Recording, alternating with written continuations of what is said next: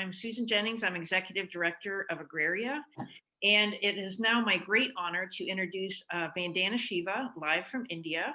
Dr. Shiva is an Indian scholar, environmental activist, food sovereignty advocate, ecofeminist, anti-globalization officer, author, and the founder of Navdanya, an earth-centric, women-centric, and farmer-led movement for the protection of biological and cultural diversity. Navdanya is also a place, a farm in Degraded, India, which I was lucky enough to visit last year. With its focus on seed saving, agroecology, and biodiversity, Navdanya is an important model for our own farm, Agraria, and of course, Dr. Shiva is a role model for many of us. Today, Dr. Shiva will be speaking on how the health emergency of the coronavirus is rooted in an anthropocentric worldview that also underlies the climate and biodiversity crises, and how regenerative agriculture is a holistic answer to these threats. There will be a Q&A in the end, and again, also happy to have comments, which I'm sure Dr. Shiva will enjoy seeing later, so please post all of them in the chat. Welcome, Vandana. Thank you, Susan. And thank you to Agraria for organizing this amazing conference on nourishing life. One would imagine that nourishing life is what everyone does all the time, except that for about half a century, in some countries, 70 years, the opposite has been done. And that's why we are in a crisis, and we are in multiple crises, not just one. Of course, we are in the climate crisis, and my work, I've done a book called Soil Not Oil that shows that 50% of the greenhouse gas emissions come from an industrial model of agriculture. And it was very interesting, the talk on methane. You know, I'm sitting in what was my mother's cow shed, but she gifted it to me in '82 when I wanted to leave an academic job and start the Research Foundation for Science and Technology. And my mother used to spend so much time with her calves. And we were kind of second for her, you know. The calves came first. The milk for the calves came first, we came second. And we grew up very normally recognizing that cows are our family, and the mother, sacred cow. And this cow shed never used to stink. You know, methane is the stink. Methane is the stink that comes from CAFOs. And, you know, when they said, that's a CAFO. I said, what's CAFO? Concentrated animal farm operations. And they stink. And they ruin the neighborhood around them. And I'm so glad Christine quite clearly mentioned that the cow is not the problem. The factory farm with the wrong diet is the problem.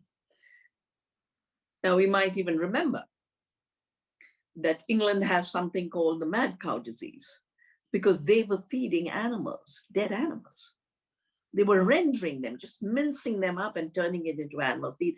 And it was perfect in terms of nutritional status, but totally imperfect in terms of the diet of the cow. And later, when they found out what was the infection, because it wasn't an external infection. They couldn't find a virus, they couldn't find a bacteria, and a scientist got a Nobel Prize in medicine for this. He found it was a distorted protein, which he called the prion. So it became a self-infected agent. So what we eat has huge impacts. You can make cows mad with the wrong kind of diet.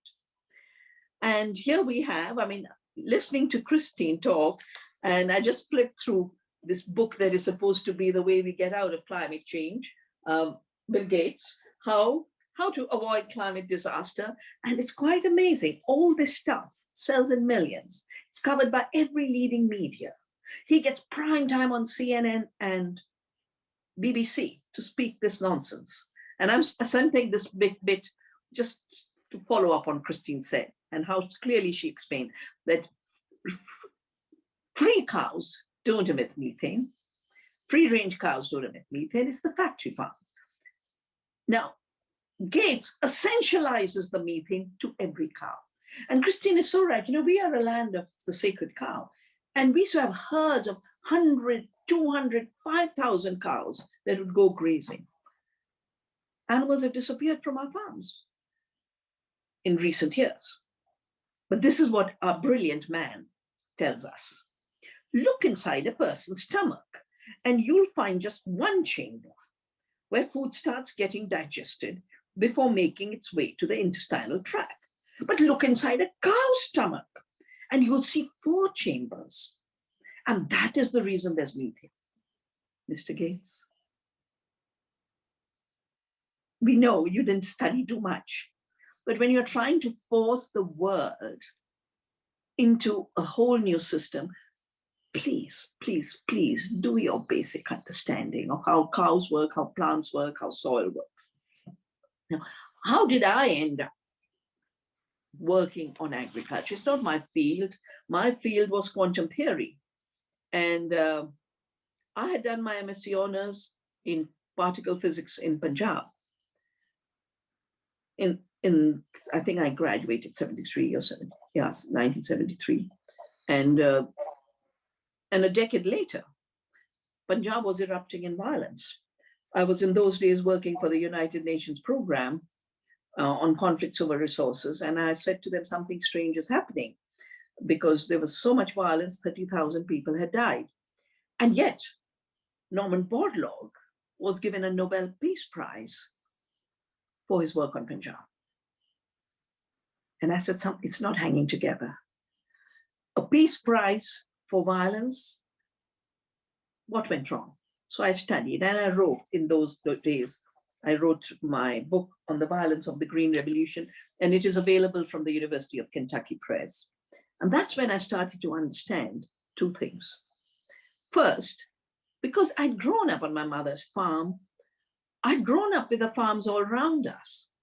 And our farms were biodiverse farms.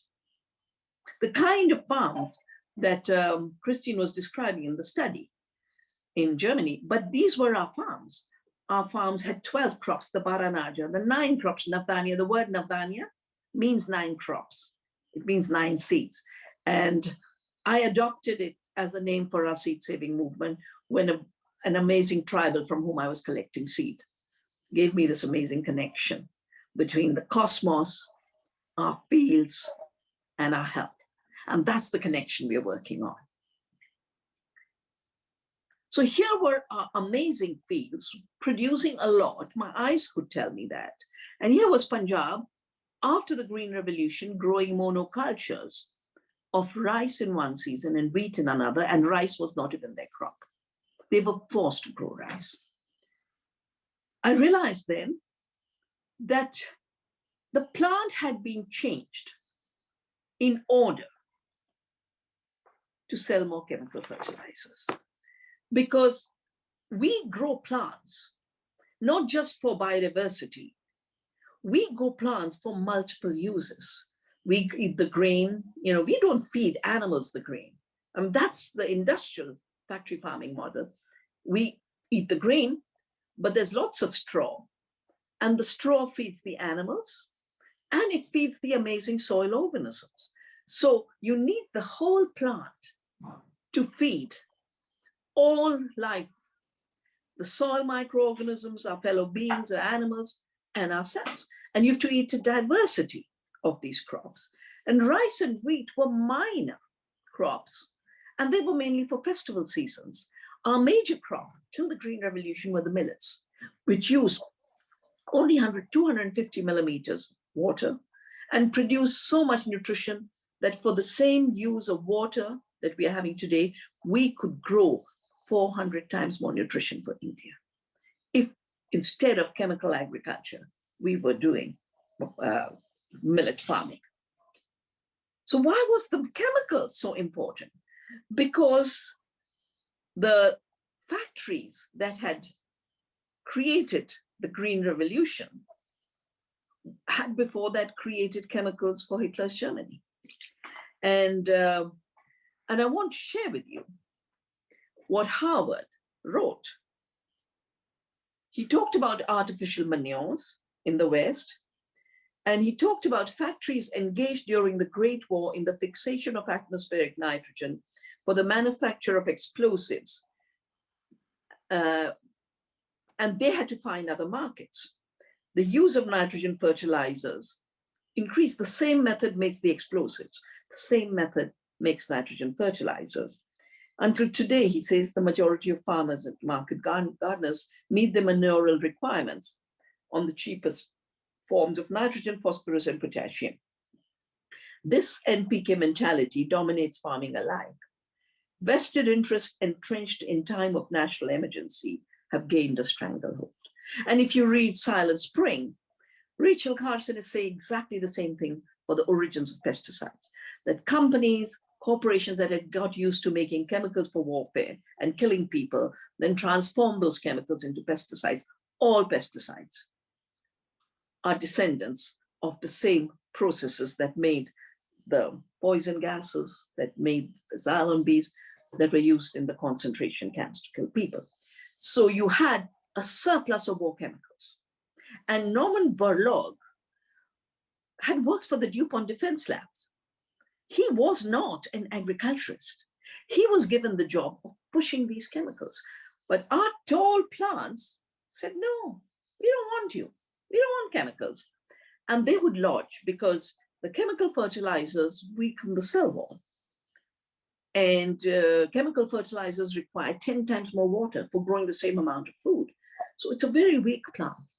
So what was the solution? The solution would have been listen to the plants, grow more biomass, feed the animals and the soil and the people.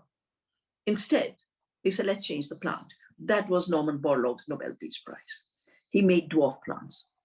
And every time I think of his dwarf varieties, which he had the arrogance to call miracle seeds, and he had another arrogance to call the 12 people. He picked 12 people to spread these miracle seeds, and he called them his wheat apostles, as if he was Jesus Christ himself.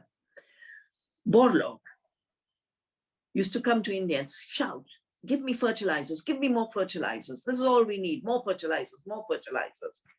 And he actually talks about how there will be a breakthrough. But there wasn't, because already in the 80s, the system was collapsing. The soils were dead, the farmers were in debt. There's a cancer train that leaves Punjab because of the heavy use of chemicals. And the farmers understand. That's why Indian farmers have been protesting since 84. They continued the protest in 91, and I've done all the work with them when the globalization transformed agriculture from being the nourishing of the soil and nourishing of the life to being commodity production for global markets with huge subsidies, $700 billion subsidies, lots of dumping. This is the reason we've had an expansion of commodity production. But commodities are not food. Commodities can be used for biofuel, they can be used for animal feed. And the narrative of the Green Revolution was, I have lots and lots of quotes from the scientists at that time, that because chemicals increase yield, which they don't actually, but they increase the commodity production in proportion to the plant itself and the whole farming system. So you shrink the farm and you shrink the plant, and you said, I always think of the film called Honey, I Shrunk the Kids. Yeah, so that's what Borlaug did. He shrunk the plants. And then they went around the world saying, I'm growing more food.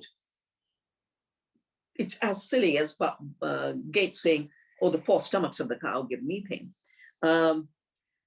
So they went with yield and then said, this is land saving. And this is propaganda that's still used. Christine in her talk talked about 25 million acres being abandoned every year. Chemical fertilizers and the Green Revolution are the reason of desertification. So we are not using less land, we are using more land. And not only are we using more land, we are expanding into forests like the Amazon to grow GMO soya.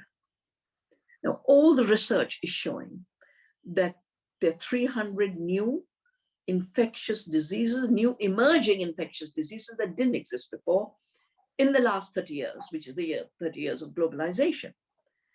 And from the Ebolas to the Zikas, to the HIVs, to the H1N1s, to the SARS, they are all results of invading into the forest, not respecting the forest ecosystem's integrity, and then disturbing the balance of the virome and the biome till you have the spillover effect.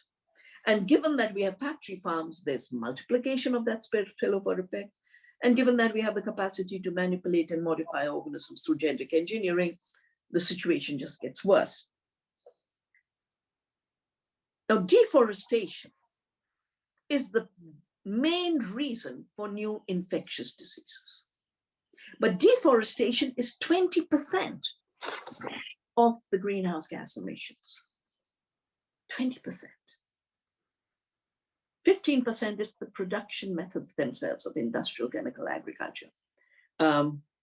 This includes the heavy machinery. I've never understood US farming. For me, it looks more like warfare with those giant, giant machines, or even Brazil now, because that's what farming in the Amazon is looking like. But it's also nitrogen. 1 kilogram of nitrogen fertilizer uses 2 liters of diesel. But that's not all. It's emitting the carbon dioxide in the production, but it is emitting a nitrous oxide, which is 300 times more damaging to the climate than carbon dioxide. And even though it is the most disrupted planetary boundary, not only is there not enough talk on nitrogen among the climate activists, coming back to my friend and his wrong recipes, at a time where we know nitrous oxide is a greenhouse gas. Here is a book giving solutions to climate change. And Gates is standing in front of synthetic fertilizer, saying, I'm even happier than I look. But that's not all. You've just heard Christine talk about how soil microbe creates its nutrients, creates its fertility. And Gates is saying, to grow crops, you need tons and tons of nitrogen, and nature can't produce it. Well, since I started to save seeds at the farm at Navdanya, that's all we've done, is save the seeds, grow the biodiversity, find out how much the soil is getting enriched, find out how much more food and nutrition we are producing. And on every count, the myths of industrial agriculture are now so obvious that organizations and movements like Agraria should really take on the violent system of war and replace it with a system of peace with the earth, peace with the plants, peace with our guts, and definitely peace in our communities. The cost to the planet of these synthetic fertilizers in terms of greenhouse gases is just one element. But there are other costs, dead zones. Everywhere, dead zones. There used to be 10. 20 years ago, there are 450 now, where nothing can thrive, because 80% of the nitrogen fertilizer you apply runs off into the oceans. If you add all the different costs, whether it's destruction of soil, there was a question in the last session about, is it nitrogen fertilizer or is it the soil biology? But the two are related. Nitrogen fertilizers kill the soil biology. When I used to go village to village training farmers, I used to take salt in one hand and then ask them to bring me an earthworm from their field. And I sprinkle the salt, sprinkle the fertilizer, the urea, which is a salt, and the earthworm would die. Soil organisms are being killed by nitrogen fertilizers. The two cannot coexist. So coming back to the climate issue, 18% comes from a non-sustainable production system, 20% comes from destroying forests to grow GM soybean, 90% of which goes for animal feed and biofuel. And then processing and transport and packaging and retail, another 20%. But this system is also causing the health crisis. So we have a system that by invading into forests has given us emergent infection diseases. But invading into our bodies, it has given us the chronic diseases. Let me just share with you some of the figures of, I'll have to just pick up my book. Give me a moment.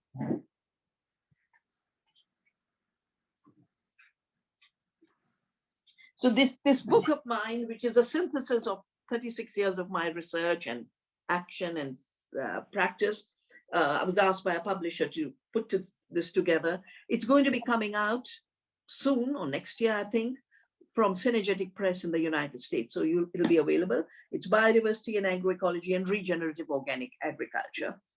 And the cost to health of this system are absolutely amazing. And I think there's more debt because of the health damages, because of bad food system. And they created an interesting little word. They called it lifestyle diseases. You know, they're food system diseases, because this is a health destroying system. Cancer, 2.5 trillion, diabetes, 2.5 trillion, endocrine disruption, 549 billion, infertility, 3.6 billion, antibiotic resistance, infections, 1 trillion, obesity, 1.2 trillion, birth defects, 22.9 billion, neurodegenerative disease, 2.4 trillion, autism, 171 billion. The earth cannot bear this burden. Society cannot bear this burden. The tragedy is the same people who are selling the chemicals are also big pharma. So of course, for them, it's extremely convenient that we have sicker plants, sicker soils, sicker people. For them, sickness is a very, very profitable industry. So it'll have to be communities, and it'll have to be people who will have to, with consciousness, with real science, take care of their health, the health of the soil, and the health of their communities. And all of them are interrelated. All of them have amazing interconnections. Christine talked in depth about the soil.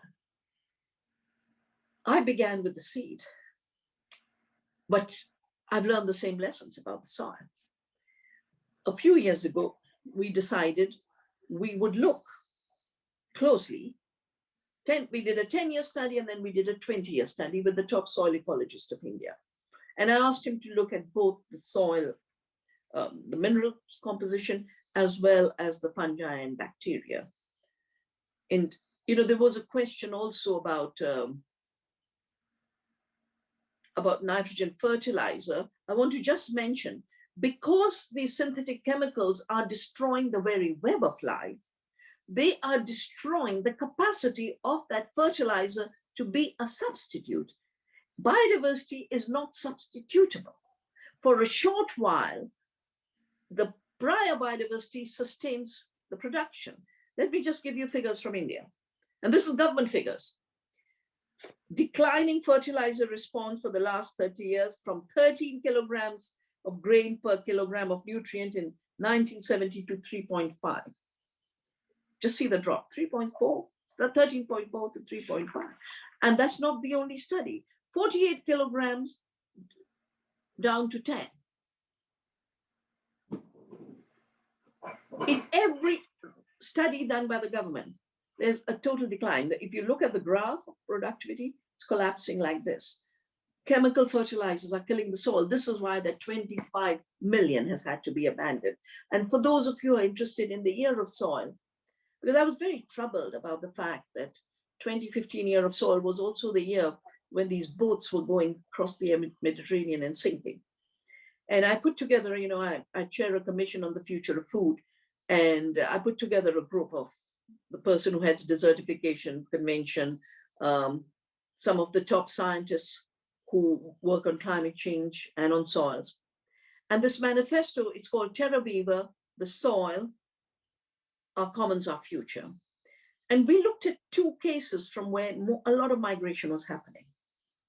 And the death of the soil was right there behind the migration. Syria, 2009, heavy drought, greenhouse gas emissions, of course, caused it. But the prior green revolution techniques had left the land desertified and had left the wells dry. Half of Syria lost their livelihoods. Half of Syria today is refugees outside Syria because of the system. The war came later. Lake Chad, 22,000 square kilometers, 80% water diverted for chemical agriculture and commodity production. Dead lake today, conflicts all over. 9 million people it supported. There are conflicts between the fishermen, the farmers, the pastoralists. And wherever in the world you look at the huge numbers moving out of Central America and Latin America, same story. Collapse of soils and then collapse of economies, and then criminal gangs take over. So rebuilding and regenerating soil is at the heart of regenerating our societies and our economies and our health. This 20-year study I mentioned, the scientist himself was very surprised, because I'm basically, I'm a quantum physicist, but my long work has been in ecology. So I think ecologically, but agricultural scientists think through chemistry. And he always said, no, you need a little bit of chemicals. After the study, he said, now I understand, it just does not work. So let me read the figures to you. Organic matter is down 14% in the chemical farms, totally understandable. It's up 99% in the organic farm. And we're talking about just the Doon Valley, and our 200 farms studied on this valley, comparing chemical farms and organic farms. Total nitrogen down in the urea fertilized fields, 22% less. And without applying any urea, 100% more, because the earthworms are doing their work, the mycorrhizas doing their work, and they're producing all their nutrition. Available phosphorus up 63% in organic farms, potassium up 84%. You don't need external nitrogen, phosphorus, potassium. The soil organisms are producing it. And it's down 22% in the chemical farms. And Christine talked about zinc. Well, it's down 37% in the chemical farms. It's up 14%. So you're getting nutritionally empty food without zinc. And then you're going to have the depression, and you're going to have all the chain reactions. Manganese, 17% down in the chemical farms, 14% up.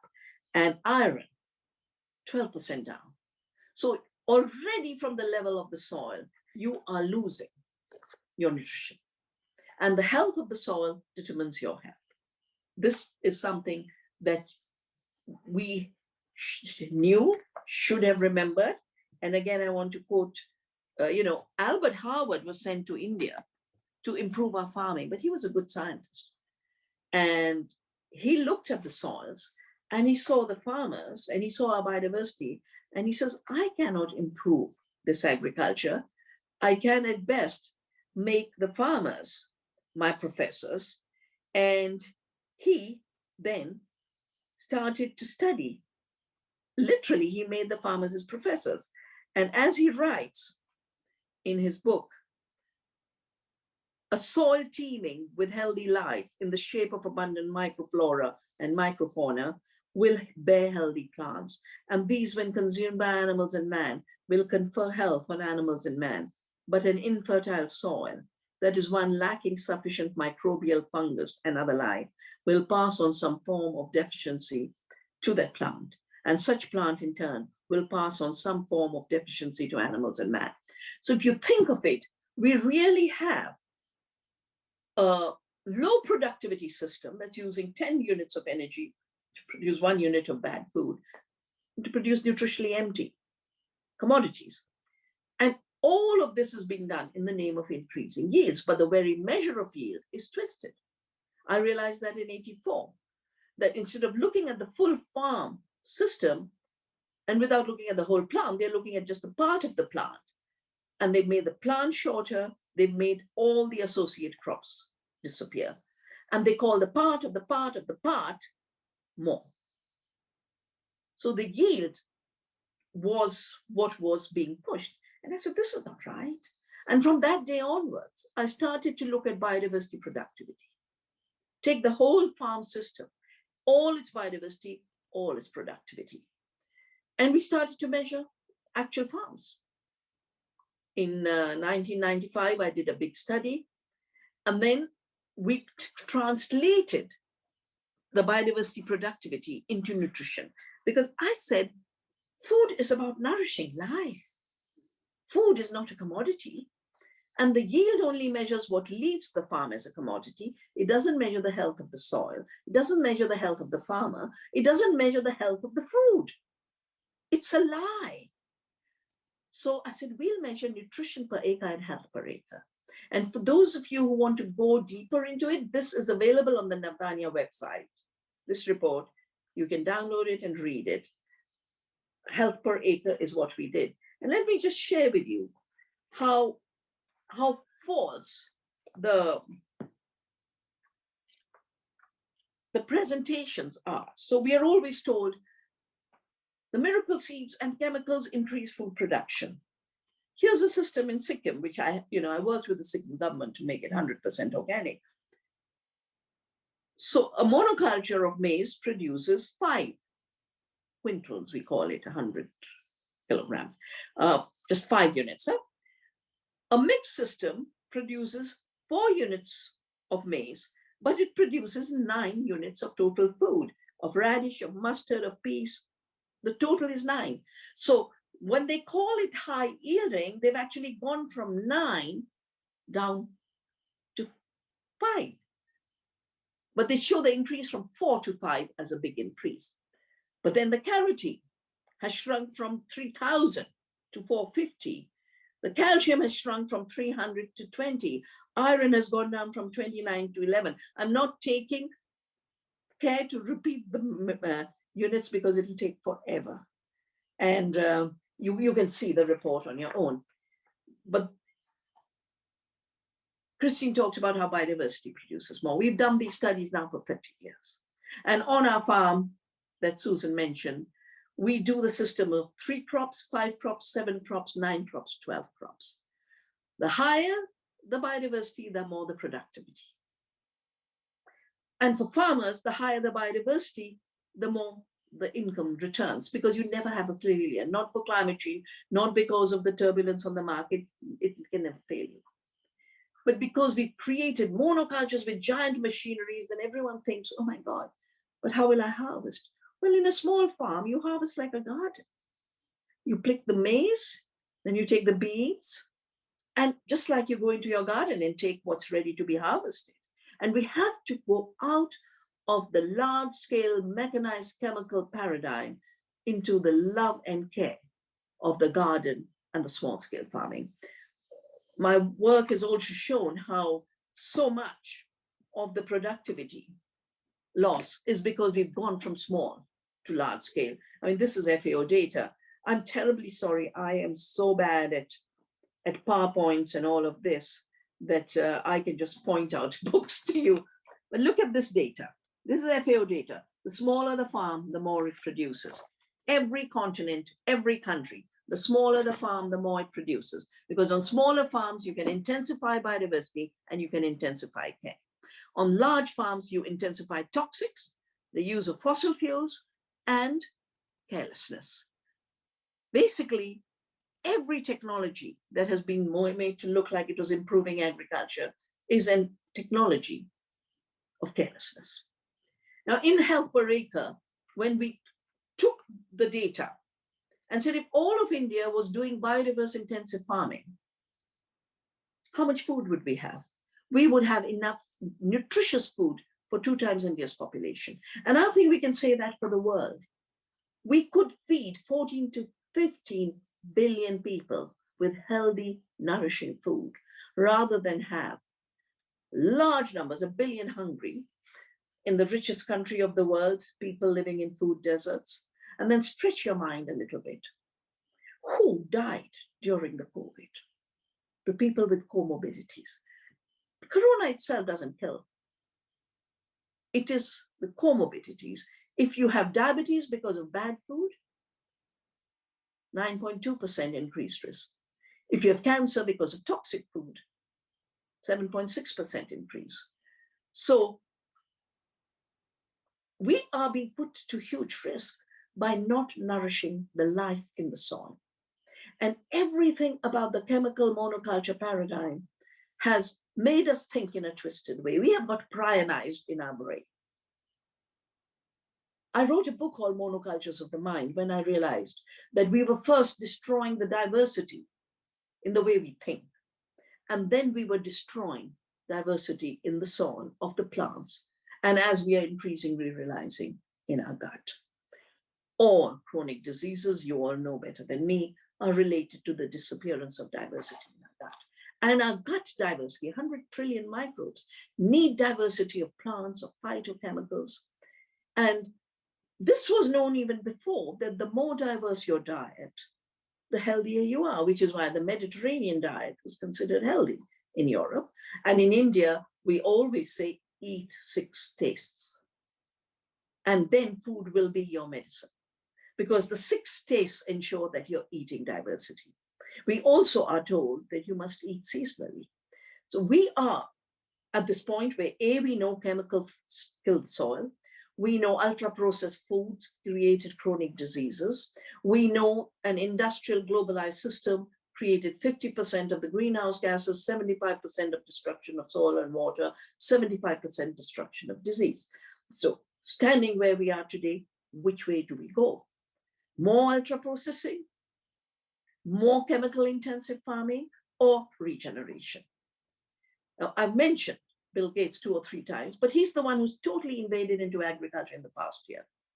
Last year, when I was doing a tour before the lockdown in America, he launched something called Gates Ag One agriculture for the whole world, monoculture of the ultimate mind. Working with the buyers, with digital agriculture, surveillance, drones, and they actually say there are only 2 groups that need surveillance, the CIA and agribusiness now.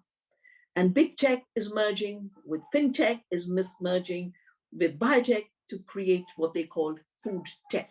I just call it fake food because it is so, it's not related to the health of the soil, and it is definitely mismatched to our gut.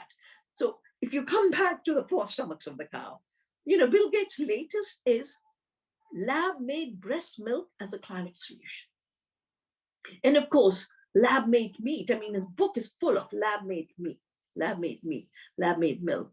India has the largest dairy in the world, but so have women with 1 cow, a buffalo. And there's 100 million growers are united in a cooperative. They're attacked. Oh, milk. Milk will kill you. Cows emit methane and milk will kill you.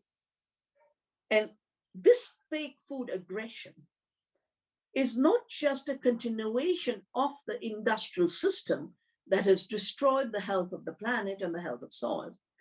It is an aggravation of the health emergency we are facing. But, having studied all this so long, I love the way they can cook up anything and connect it to anything. And they can take what is connected and disconnect it. And because the power of money over research, over media, over governments now is so heavy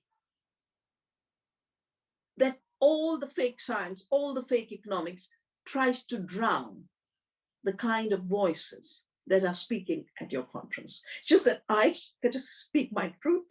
I celebrate life. I serve the earth with all of my love and all of my energy. And I just feel this is our time. So what is it that we need to do? At this time where we have 1 agriculture for the world in the hands of big tech, 1 fake food for the world in the hands of big tech. Just yesterday, I received new reports that food prices have gone up 39%. The last time this happened, we had food riots in the Middle East called the Arab Spring. And this is the time they will use fake food to say, oh, people can't afford real food, just like they said people can't afford organic. They made working with nature a luxury and high cost production the natural system. What I would love to see you all do is build your alternatives,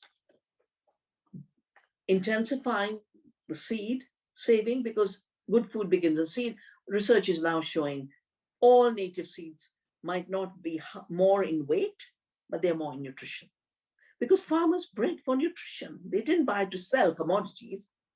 We need to definitely have far more regenerative learning centers like you have, like we have. And I will put into the chat box the course we'll be offering in October on the return to the earth, the living seed, the living soil, the living food, and living economies. We also need to definitely rebuild our communities. Because this polarization of prices is going to crush the farmers. They're talking about farming without farmers and food without farmers. But it is also going to take food away from people. This polarization of price, I've done lots of study on this. The prices, the farmer earns less, the people pay more. It used to be 6% when the globalization started. It is today 95% difference, and all of that goes for profits. So we have to create food communities and regenerative communities. During the corona epidemic, it's community kitchens that got food to people. And we have the Sikh community. You know, Punjab is the land of the Sikhs. And they have had langars always feeding people. This time they started oxygen langars to provide oxygen to the people as people were dying. So the spirit of sharing, the spirit of community building, and not just the community of the humans, but the community of all life. That's what I call Earth community. And we are members of one Earth family. Other beings are our relative. For me, regenerative farming is not one-dimensional linear system of this input substituted by that input. It is healing the whole. It is healing our minds to think beyond Cartesian reductionism, to think holistically, to think through biodiversity. It is healing our gut. It is healing the planet. And the beautiful thing is, when you do it right, all of those problems get solved by the same right action. Just like all of the problems have been created by the same wrong action of industrializing the food for profits. Because we are part of the earth, the health of the earth and our health is one health. The disruption of the earth's metabolism and our metabolism disruption go hand in hand. Fake food, fake science, fake economics will just aggravate the crisis. This is the moment for truth. And it'll come from the grassroots. It'll come from real living communities with an absolute refusal to be made more sick, to become part of a totalitarianism of the toxics. Health is our birthright. We have a duty and a right to be healthy and to live happy lives. We have a duty and power to cultivate economies of care, compassion, and regeneration. Regenerating the infrastructure of life is, for me, regenerative agriculture. Thank you. Dr. Shiva, that was amazing. Thank you so very much. We have a number of questions. I wonder actually if you might, before we turn to the questions, I know a lot of us are concerned about the farmer protests in India and how you see that. Maybe is that going to change things? I know that the Indian government delayed at least some of the new laws that they put in. How do you see all of that playing out, and what can we learn from it in our country? So the laws that were literally implemented during the Corona lockdown, and sadly on World Environment Day last year, are actually prescriptions of the World Bank made during the structural adjustment of 1991. The World Bank wanted us to destroy our food sovereignty and turn into a land to export commodities and import what it needs. And that's when I built the movements. I traveled the length and breadth of the country because agriculture in India is a federal subject. It's not a federal subject, state subject. Our policies were made at state level, and therefore the farmers were organized at state level. But here were policies coming from the World Bank and then the World Trade Organization coming globally, that I knitted the farm unions together. And this created an amazing movement. We have 500,000 farmers saying, agriculture doesn't belong to free trade. And then we had Seattle. All of this was part of a continuing commitment to protect the earth, protect small farms, and provide good food. India has always had movements to defend the small farm.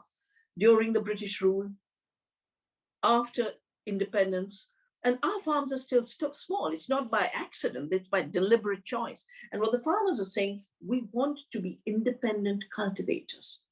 We don't want to be serfs of agribusiness. When you ask me about the future, I think the future of the small farmer of India is linked to the small farmer and the new farmer in America. It will have to make it a global movement to bring dignity to farming. The second reason why this is necessary is, even while the farmers are protesting against the laws that were implemented now, but were designed in 91, right now, Bill Gates is harvesting all the data of our diets so that they can then do, and he says it, in order to do behavior modification. He's not holding the diet for itself so that they can do behavior modification and tell us we got to eat fake food. And then he's managed to get access to all the data of the farm records, insurance, credit. And if you think of his GATE-SAG-1 and the buyers working together, they are talking about a system where a farmer will have no space.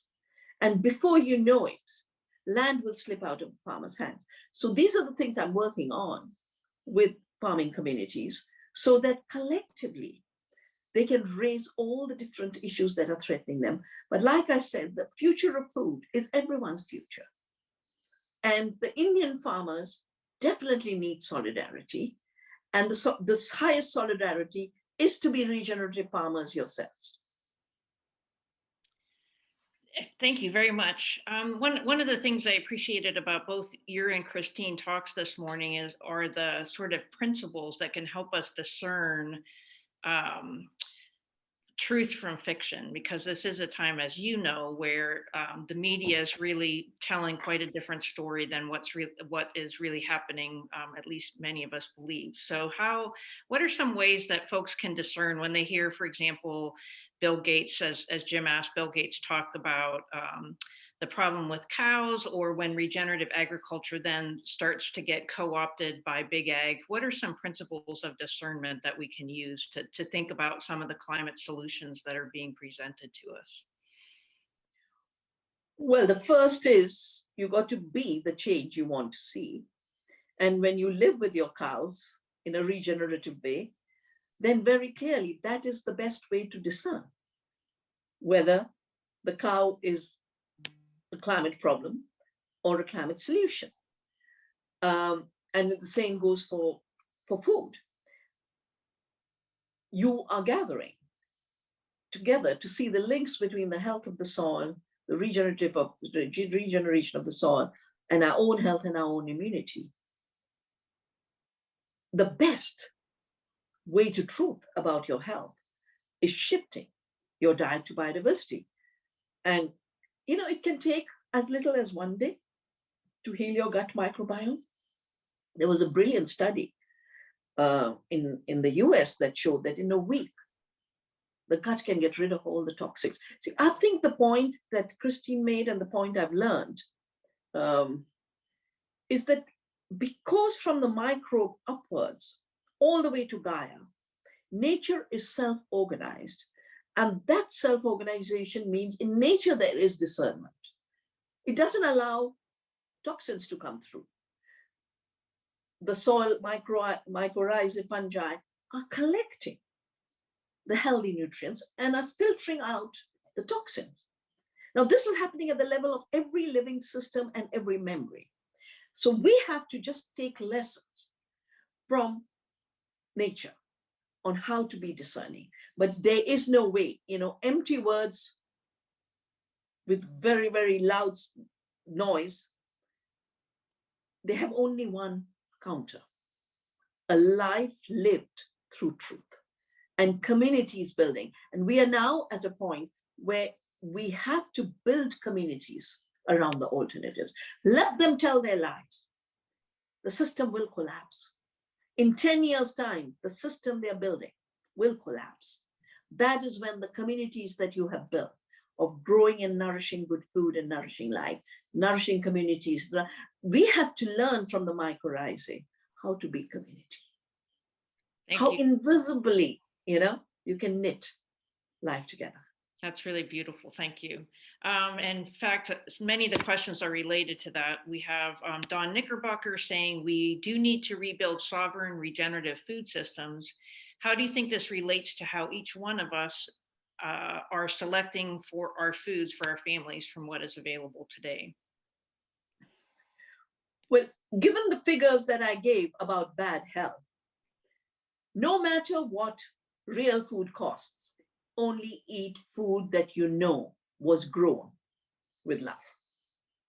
So if you can't grow your own, if you can't have your own garden, if you can't have your own regenerative farm, go to a regenerative farmer. And this is what the CSAs are all about. What I've learned in that many years now is A, the more diverse the food, the more healthy it is for you. B, if it's organic and chemical free, it is healthier. If it is seasonal, it is healthier. If it is fresh and not processed. The reason this plant-based meat, burgers and all is going to be bad for our health is because the processing factor is what adds to disease causation, because it must have lots and lots of ingredients. And those ingredients are fake ingredients, which harm health. So fresh. And finally, fair.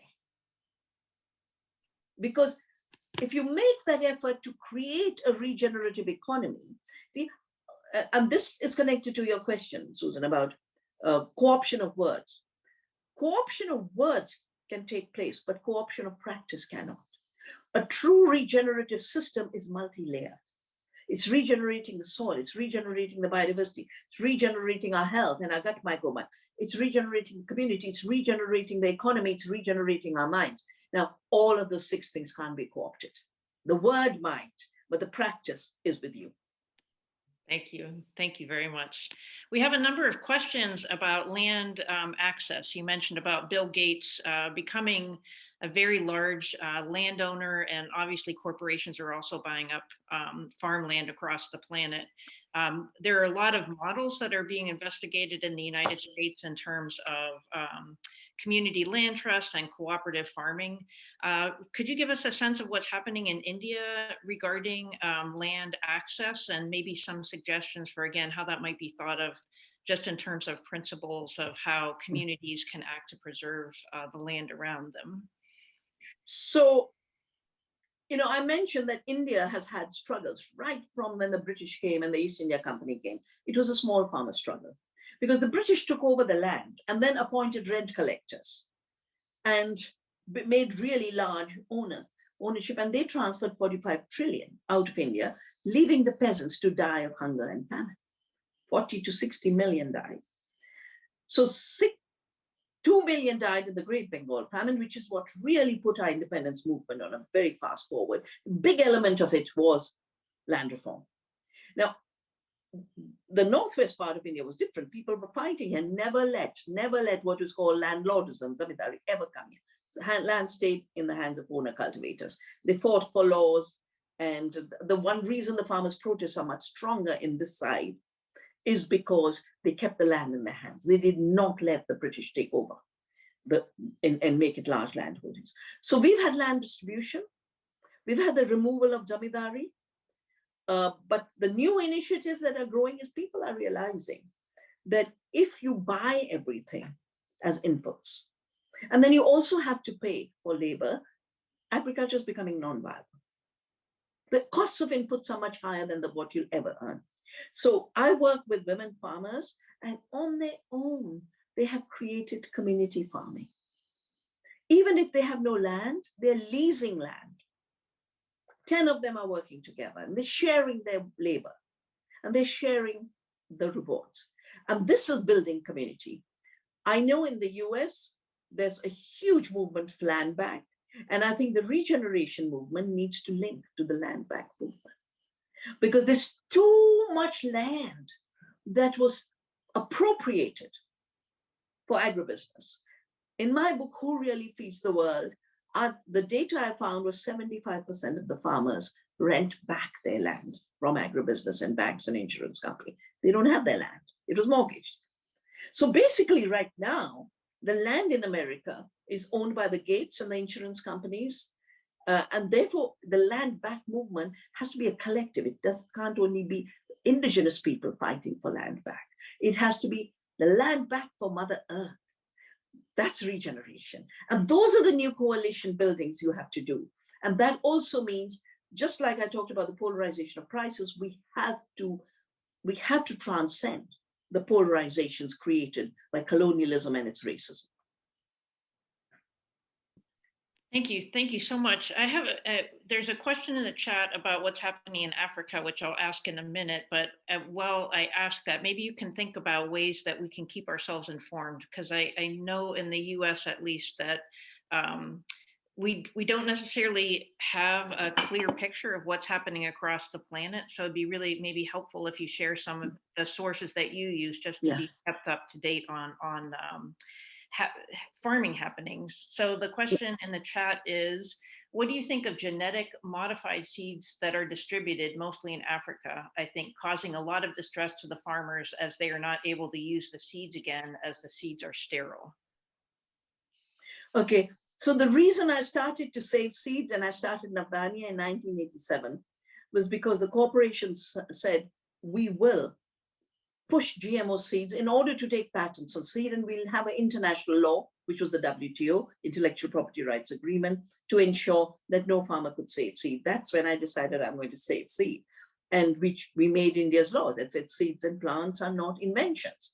They are, therefore they cannot be patented. In India was, the US is where the genetically engineered seeds were first introduced, and 90% of your corn and soya is GMO, Roundup resistant. In India, they brought illegally, Monsanto brought the Bt toxin cotton. And I could make out then that this is going to fail, and it has totally failed. Because when you pump an alien gene into a plant, you don't increase the yield of the plant because the yield comes from the plant itself, not from the toxic gene. The toxic gene now puts so much pressure on the plant that the plant loses its own capacity to fight pests. And so you have far more non-target pests, and the pest, the bollworm, has become super resistant because nature is intelligent and evolutionary. So the system has failed. In Africa, Gates is the one who rewrote the laws, and rewrote the laws sitting in London, and said now seed saving will be made illegal, native seeds will be made illegal, and this whole Alliance for the Green Revolution in Africa, written years after the Green Revolution failure in India, is still telling those myths. Chemicals will increase productivity, GMOs will increase productivity, and they're big movements. But GMO seeds have failed wherever they were applied. And he's now working on new GMOs. We call them gene editing, but you can't edit a complex self-organized system. And he bribed, literally, he paid lobbyists 700 million to try and destroy Europe's safety laws. And Brexit is very much about this. So he's trying to push new GMOs. And they said, well, you can't find out that it is engineered, but you can. My friend John Fagan has done the studies that you can identify the editing. And the day this happened, all the stocks of the GMO companies collapsed. Thank you. That's a great story. You mentioned the link between big ag, big food, and big pharma, which again is, I think, one of those untold stories that would help people understand all these connections. Can you give us a little bit of a pitch about your book about the 1% that talks about corporate ownership? Yeah. So 2015, I was at the climate summit in Paris. And I have been at these UN summits since 92, since the Earth Summit, and played a big role in the Convention on Biological Diversity. And UN summits are about UN, and UN is of governments, yeah? And for the first time, Bill Gates was not just standing on the stage, but really controlling the whole event. And I said, something's shifted, yeah? Something is shifted, that billionaires have become more powerful than governments. So I wrote the book called The Oneness versus the 1%. And my son has written it with me. He did all the homework, all the deep diving into data of ownership. And the three things we found is, in these 20, 30 years of globalization and deregulation, the tech billionaires became even more powerful. They have now got so much money that they have their own private investment firm, and they have these asset management systems, which are much more powerful than Wall Street, the BlackRocks and the Vanguards. And then if you look at the companies, the corporations themselves are owned by the billionaires and these asset management funds. So that is what I was decoding in writing the book, Oneness versus 1%. It's available from Chelsea Green. We have since then, because Bill Gates was entering into every domain, from fake food to geoengineering, engineering the climate. The indigenous people of Finland or Sweden have just stopped his project with Howard to engineer, to block the sun. I mean, the sun is the reason we have photosynthesis, and he wants to block the sun because he does want fake food. He wants the world's living systems to collapse, and he thinks he'll be able to run it. But that's where the billionaires are wrong, that they've always been sustained by the invisible work of nature, the invisible work of women, the invisible work of farmers.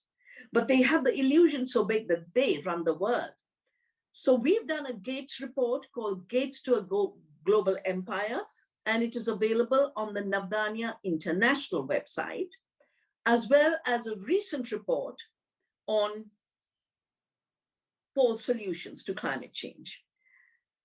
If you come to the navdanya.org website in India, you will find much more of the work we do on the ground and the courses we offer here on regenerative agriculture. I mentioned the course in October. I think it's 1st to 14th.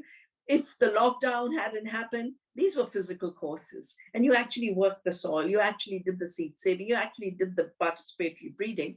And I hope one day things will open up again and we will be able to welcome you to Navdanya.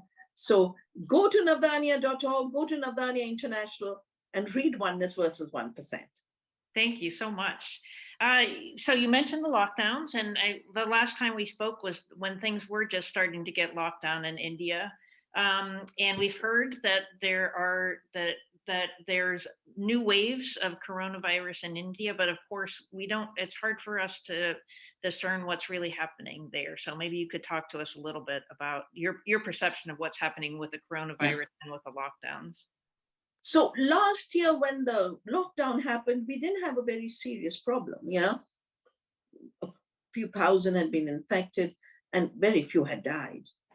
And people used to say it's a disease of the rich because it came on planes, So it spread where the flights had come. And the lockdown was most severe. It was announced with a 4-hour announcement. And all of the workers had to walk back home because there were no trains, no buses. They walked days and days and days. Hundreds died. And the data now is coming out that 97% Indians have lost incomes, and the unemployment is huge. This new variant has been lethal, and frankly, nobody really knows anymore how it works. We've lost friends. I've lost close friends. I've lost my dear teacher, Sundarlal Bahuguna of Chipko. He died of corona. And I was writing a book on him when he passed away. Chipko movement was the first movement I joined where women came out to hug the trees. But we've lost doctors who had the 2 vaccines, who got a ferocious COVID epidemic and infection and had to be hospitalized. The new thing that happened this year, the 2 new things that have happened this year, is first, suddenly the oxygen collapsed. People were dying for lack of oxygen. And hospitals couldn't keep the supply because the demand was 20, 30 times more than the normal. And so the systems were breaking down. And also because globalization, as in America, has led to shutting down of the public health and a takeover of the privatized corporate health, things have gone so beyond the reach of people. But the other thing that's happening, my sister's a doctor, she's an amazing, They used to call her, someone had called her the Nader of India. And she works on the accountability of Big Pharma and hazardous side effects. And even she can't figure out why something new is happening. It's called the black fungus. It just spreads. And you're just making your system rot. And nobody knows where it's coming from. But I say to her, I said, just like soils depleted of healthy organisms have pathogenic organisms take over, and our gut depleted of healthy microbe has pathogenic microbes take over, surely when we lose our immunity, then all kinds of pathogenic opportunists will take over. And this holistic sense of healthy systems making their health is what we have to reclaim. And I'm so glad the new sciences are exploding on this. In the last 10 years, I mean, I always said food is health. And now the gut microbiome experts are all over the place. And they write to me and send me the articles. And I say, well, thank goodness there's a community out here that is finding out what's really going on and is not being drowned by the propaganda. Yes. Because like I said, what is the three things we have to watch out for? Fake food, fake science, fake economics. So what do we do? Real food, real science, real living economies of regeneration. That's beautiful. You sound very hopeful about the future, Vandana. Can you tell us what do you think of the future of food? Are you seeing two divergent paths, or do you feel that it really, we just are headed for a healthier planet? No, I don't think it's given to us to live in certainty of any kind. My doctoral work was on quantum theory, on non-separation, uncertainty. Uncertainty is the reality we live in. But what weight you give to which of the probabilities will unfold is the action we take. That's our karma. That's our karma yoga. So if we do the regenerative work with commitment and confidence and trust, because you have to have trust. When you put a seed into the soil, you have to have trust in that seed and that soil. And if you have the trust, they perform miracles. And if you have the urge to control, you'll keep looking, and you'll never get there. So when you throw your weight behind the regenerative philosophy, that will create the communities that will change the context. When I started to save seeds, I didn't know anything about seed. I said, if I can save one seed, I've prevented their totalitarianism. If we say we've saved one community, which has real food and real community, we have prevented the fake food totalitarianism. So why do I have hope? Because we are already practicing all of this, and they've tried again and again to criminalize and make things illegal. And every time we've then taken down the spirit and said, we will stand with the truth. Satyagrah, Satya, truth, Agra, force. We'll stand with the truth of the earth. We'll stand with the truth of our health. And we will not obey your fake laws. This is what all civil disobedience is all about. And there's been no freedom without the courage to not obey brutal, unjust, untruthful laws. And what could be more untrue than fake food, which is going to be forced on us? So the more we celebrate, rather than engaging in debates about 4 stomachs of a cow, let's just do the solidarity, make sure no farmer in our zone loses their land. Ensure that everyone in our community links to real farmers. It's effort. But I've had a baby. A baby takes labor, 9 months. Now, if you don't know the joy of having a baby, you don't know the joy of pain. You don't know the joy of giving birth. You don't know the joy of creating something. The word produce means to bring forth. To regenerate means to bring forth a new food system. That's what our work is. And it doesn't matter how powerful they are. The power of the work is the power we have. So what are you producing now? What is the work that is really calling you? I know the last time we spoke, you said you were at work on 4 or 5 books simultaneously. So which of those would you like to tell us about? Well, I'll tell you both, because that time was lockdown, but I've been able to go to the farm, and we are planting rice is so diverse in India. We grew 200,000 rices. The Green Revolution shrunk it. We have saved 4,000 varieties. And on our Dehradun farm, we have 750, which we were transplanting. We were making the nurseries the other day. And then we grow the basmati, the aromatic rice. I fought against its patenting and the different rices. And of course, preparing for climate change, because the weather is crazy, and diversity is not just good for our health, it's also good for climate resilience. We have lots of studies that show the more diverse a farm, the less it collapses in a drought or a flood or a cyclone. In terms of the books, I'm just doing a new book on the economy of care, and finished the book on Sundarlal Bahuguna. And then my publishers asked me to do my memoir. I said, I'll have to wait. And because, the books are something, but the writings are all the time. And then working on the farm, because we don't just save the seeds. We do biodiversity research. And that means very, very, very detailed analysis. So we have 6 times more pollinators on the farm. I gave you the data on soil nutrition, but we have 70 feet higher water level, because when the soil becomes a sponge, it holds more water, which infiltrates and recharges the groundwater.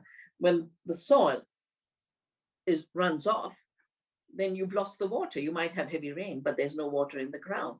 So all this is keeping me busy. And I know every time they come up with one more, I thought they'd give up the chemical fertilizers by now, but here is Bill Gates still celebrating it. And I dealt with Monsanto, and Monsanto is powerful and criminal. Was, because it doesn't exist, it's bought up by Bayer. But I feel if we just keep doing the good work that we must do, it is our duty, I can see in 5 years' time, the billionaires won't matter. And I really feel the big tech billionaires should be in jail, because they have hidden taxes, they've stolen from, Jeff Bezos, not paying his workers, and then selling a ticket in his spacecraft for 28 million. I said, why don't you just give that to the workers? Yeah. So they are criminal in their attitude. Something is wrong. They are criminal in their mind. They have no compassion in their heart. And so I just feel, if you continue to cultivate the compassion for the soil, for each other, that is the force that will grow. So don't work yourself with respect to them. Work with respect to the earth and the laws of nature. That is the power.